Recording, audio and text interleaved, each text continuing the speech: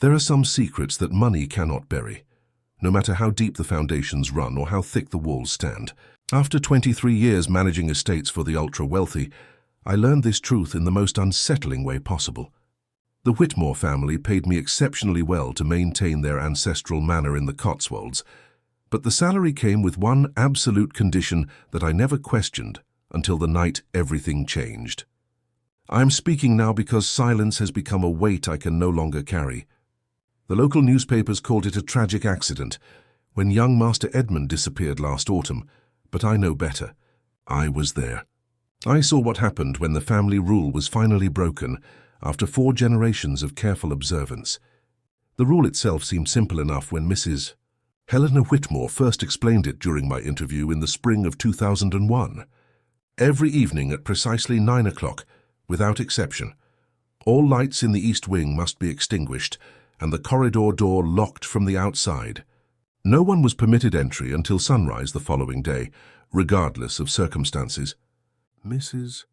Whitmore's pale hands trembled slightly as she handed me the brass key, and her voice carried a weight that suggested this was far more than mere eccentricity. "The East Wing sleeps from 9 until dawn," she said, her grey eyes holding mine with desperate intensity. 23 rooms that must remain undisturbed. This rule has kept our family safe since 1867. I took the key and promised compliance, never imagining that promise would eventually lead me to witness something that still haunts my dreams. The Whitmore fortune originated in shipping and opium trade during the Victorian era, built by Edmund's great-great-grandfather who constructed the manor in 1865. The family's wealth had only grown through careful investments and strategic marriages, accumulating art collections and properties across 3 continents. Yet for all their success, an underlying melancholy permeated the household that I attributed to typical aristocratic reserve. Mrs. Helena Whitmore, widow of the late shipping heir Charles Whitmore, maintained the estate with obsessive precision. Every piece of furniture occupied its designated position, every painting hung at the exact prescribed angle, and every schedule followed an inflexible routine that had apparently existed for decades. Her son Edmund, 26 years old when I began my employment, possessed his mother's striking features but carried himself with the careful restraint of someone perpetually walking on thin ice. The East Wing itself dated to the manor's original construction, containing what Mrs. Whitmore described as guest quarters and storage rooms. During daylight hours, I occasionally glimpsed elegant furnishings through doorway cracks.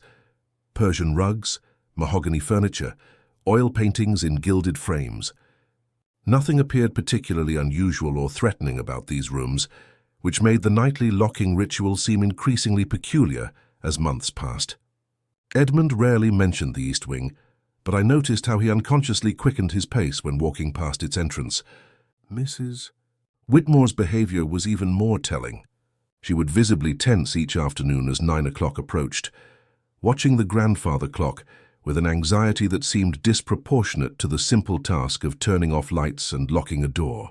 The first hint that this rule served a deeper purpose came during my 3rd winter at the estate. The East Wing corridor stretched 60 feet from the main house, lined with 11 doors on each side that opened into rooms I had never entered after sunset. During my daily maintenance rounds, these spaces appeared perfectly ordinary. Guest bedrooms with 4-poster beds, sitting rooms with crystal chandeliers, a small library containing leather-bound volumes in multiple languages.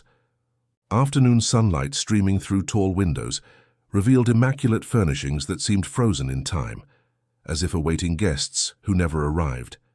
Whitmore had provided detailed instructions for the evening routine. At 8:45, I would walk the corridor ensuring all windows were properly latched and curtains drawn.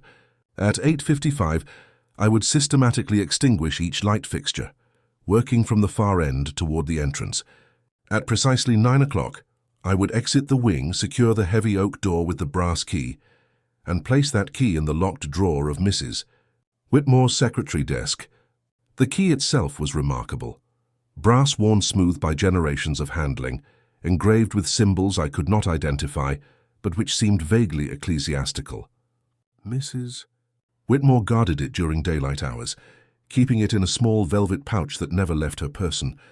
Each evening, She would place the pouch on the entry table at 8:30, her hands visibly trembling as she whispered what sounded like a brief prayer in Latin. Edmund once mentioned that his grandmother, great-grandmother, and previous generations had followed this exact ritual. "Mother says great-grandfather instituted the rule after some kind of incident," he told me one December afternoon. "She won't explain what happened, only that it must never happen again." I respected their privacy and maintained the routine faithfully, until circumstances forced a deviation that revealed the terrible wisdom behind their generations of caution. The first irregularity occurred during January of 2004, on a particularly brutal winter night, when freezing rain had knocked out power to half the county. The estate's backup generator maintained essential systems, but I discovered that several light fixtures in the East Wing had somehow switched themselves back on after my nightly rounds. Standing in the main corridor at 9:15, I could see golden light seeping under 3 different doors. Mrs. Whitmore's face went ashen when I reported this development. She questioned me repeatedly about my procedures, demanding to know if I had perhaps missed those particular rooms or failed to fully turn the switches. I assured her that my routine had been executed precisely as always, but she seemed unconvinced and deeply agitated. That night, she personally accompanied me through the East Wing, double-checking every switch and fixture before securing the door herself. Similar incidents began occurring with increasing frequency. Lights that I had definitely extinguished would mysteriously reactivate between my departure at 9 o'clock and my first morning inspection at 7:30. Mrs. Whitmore developed a habit of conducting her own late-night verifications, creeping through the house in her dressing gown to peer through the keyhole and confirm that darkness prevailed behind the locked door. Edmund's behavior also shifted during this period. He began drinking heavily at dinner, often staring toward the East Wing with an expression of barely contained dread. When I mentioned the recurring light problem, he laughed with a bitter edge that suggested family knowledge he was forbidden to share. "Grandfather used to say the rooms remember when they were last occupied," he told me one evening, after finishing his 3rd glass of port. "So maybe they're getting restless." By March, as the anomalies had evolved beyond mere lighting irregularities, I began discovering objects that had moved overnight within the East Wing rooms. A crystal decanter that I had left on a sideboard would appear on a different table the following morning. Books that I recalled closing would be found open to specific pages. Most disturbing, fresh flower arrangements began appearing in several rooms, despite no one having access to those spaces after I locked the corridor each evening. Mrs. Whitmore's response to these developments bordered on panic. She hired additional security personnel to patrol the grounds, convinced that intruders were somehow accessing the East Wing through external means. Every window was fitted with new locks, and motion sensors were installed throughout the estate perimeter. When these measures failed to prevent the mysterious disturbances, she summoned specialists to inspect the wing's structural integrity, searching for hidden passages or forgotten entrances. No rational explanation emerged. The East Wing remained sealed each morning exactly as I had left it, yet clear evidence suggested activity throughout those forbidden hours. Edmund grew increasingly withdrawn, often disappearing for days at a time without explanation. When present, he would sit in his study until late hours, reading what appeared to be family documents and correspondence dating back several generations. Near March's end, I heard sounds from the locked wing during evening rounds. Footsteps, doors opening, muffled voices. Mrs. Whitmore claimed I was imagining things, but her increasing sleeping medication use suggested otherwise. The breaking point came April 15th, when Edmund's drinking led to confrontation. 23 years of this pathetic ritual, he declared, blocking my path to the East Wing. 23 years tiptoeing around empty rooms because great-grandfather was afraid of shadows. Time someone discovered what we're actually hiding from. Mrs. Whitmore's face turned deathly pale. "Edmund, please, you don't understand the history. You don't know what happened in 1867. Then tell me," he shouted, his voice echoing through the manor's halls. "Sire, tell me exactly what terrible secret requires locking away an entire wing of our own house every single night." When she refused to explain, Edmund snatched the brass key from the entry table and strode toward the East Wing corridor. Whitmore followed, pleading with him to reconsider, but his mind was clearly set. I found myself caught between my duty to maintain the established routine and my obligation to respect the heir's authority as my employer. As Edmund inserted the key into the east wing lock at 9:47 that evening, Mrs. Whitmore collapsed into a nearby chair and began weeping. "God forgive us," she whispered. "God forgive us all." The door swung open, revealing the corridor bathed in soft golden light that should not have existed. The golden light emanating from the east wing corridor defied logical explanation. I had personally extinguished every fixture less than an hour earlier, yet warm illumination now flooded the space as if welcoming long-awaited guests. Edmund stood frozen in the doorway, his earlier bravado replaced by visible uncertainty as he stared into the impossible brightness. "Mrs. Whitmore's sobbing intensified behind us. "They're awake now," she whispered repeatedly. "After all these years, they're finally awake." Edmund stepped into the corridor with the deliberate movements of a man forcing himself forward against every instinct. I followed reluctantly, my duties as estate manager compelling me to witness whatever revelation awaited us. The atmosphere felt charged, almost electric, as if the very air held its breath in anticipation. The first room Edmund entered had been transformed. Furniture that I remembered as dusty and covered now gleamed with fresh polish. Crystal glasses sat on side tables, half filled with wine that appeared recently poured. A fire burned cheerfully in the hearth, despite no one having lit it. Most shocking of all, dinner places were set for 4 people, complete with fine china and silver cutlery that showed no signs of tarnish. "Someone's been living here," Edmund said, his voice barely above a whisper. "Someone's been living in our house." But as we moved deeper into the east wing, it became clear that living was perhaps the wrong word for what we were discovering. The second room contained an even more disturbing scene. Personal belongings were scattered across surfaces, as if their owners had just stepped out momentarily. A gentleman's pocket watch still ticking on the dresser, a lady's gloves draped over a chair arm, children's toys arranged in the middle of the carpet. Everything appeared fresh and recently handled, yet these objects clearly dated from decades past. Edmund picked up a leather-bound journal from the writing desk and opened it to reveal entries written in fading ink. The most recent date was April 15th, 1867, exactly 137 years before this night. The handwriting belonged to someone named Thomas Whitmore, presumably Edmund's great-great-grandfather. "Listen to this," Edmund read aloud, his voice growing stronger with morbid fascination. "The arrangement has been finalized. Margaret and the children understand what is required of them. Tomorrow night, we begin the vigil that will secure our family's future for generations to come." Mrs. Whitmore appeared in the doorway, her face streaked with tears but her expression resolute. "Thomas made a bargain," she said quietly. "During the financial crisis of 1867, when the shipping company faced bankruptcy, he made a deal to save the family fortune. But the price was steeper than he initially understood. The third room revealed the true horror of that price. Inside, we found a dining table set for a family meal that had been waiting over a century to be served. The dining room existed in a state of perpetual readiness that defied the passage of time. Place settings remained exactly positioned. Wine glasses filled with liquid that had never grown stale. Candles burning with flames that cast no shadows.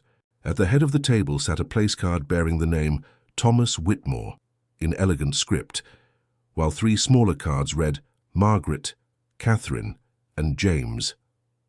Edmund's hands trembled as he examined family photographs arranged on the sideboard. The images showed Thomas Whitmore with his wife and 2 young children, all dressed in formal Victorian attire.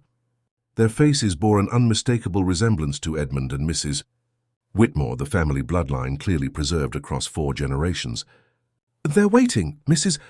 Whitmore said from behind us. "Every night from 9 until dawn, they sit at this table waiting for someone to join them. Thomas promised them eternal togetherness in exchange for saving the family business." A child's laughter echoed from somewhere deeper in the wing, followed by the sound of footsteps running across wooden floors. Edmund spun toward the noise, his face pale with recognition. "Those are children," he whispered. "There are children in here." Mrs. Whitmore nodded grimly. Catherine was 7 when Thomas made his bargain. James was only 5. They've been 7 and 5 for 137 years, waiting for their father to join them for dinner. The revelation of the family's true history emerged as we continued through the East Wing. In the library, leather-bound volumes contained detailed records of Thomas Whitmore's desperate negotiations with entities that normal business contracts could never bind. Financial ledgers showed impossible profits following April 16, 1867, when the shipping company's near bankruptcy transformed overnight into extraordinary wealth. The price demanded had been specific. Thomas would provide his family as eternal residents of the East Wing, where they would maintain a nightly vigil, ensuring the supernatural benefactors remained satisfied with their arrangement. In exchange, the Whitmore fortune would grow perpetually, but subsequent generations would bear responsibility for keeping the original family trapped within these rooms. The locking ritual wasn't to keep things out. Mrs. Whitmore explained as Edmund read through contract documents, written in languages that predated modern understanding. It was to keep them in. Every night, Thomas and his family resume their places at the dinner table, waiting for the meal they can never finish. As long as we maintain the boundaries, they remain contained and the wealth continues. Edmund's face had grown ashen as comprehension dawned. "Tys, what happens if someone breaks the routine?" A door slammed somewhere in the corridor behind us, followed by the unmistakable sound of multiple footsteps approaching. Mrs. Whitmore's eyes filled with fresh tears. Quiet, and then they try to expand their dinner party. The approaching footsteps belonged to figures that materialized in the corridor with the translucent quality of early morning mist. Thomas Whitmore appeared first, still wearing the formal evening attire from his final living dinner in 1867. His wife Margaret followed, her Victorian gown rustling with each step, while two small children skipped alongside their parents with the innocent enthusiasm of youth frozen in time.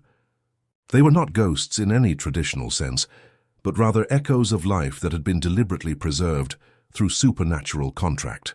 Their faces showed no signs of decay or death, only an infinite patience that suggested they had been waiting for this moment across more than a century of nightly dinners.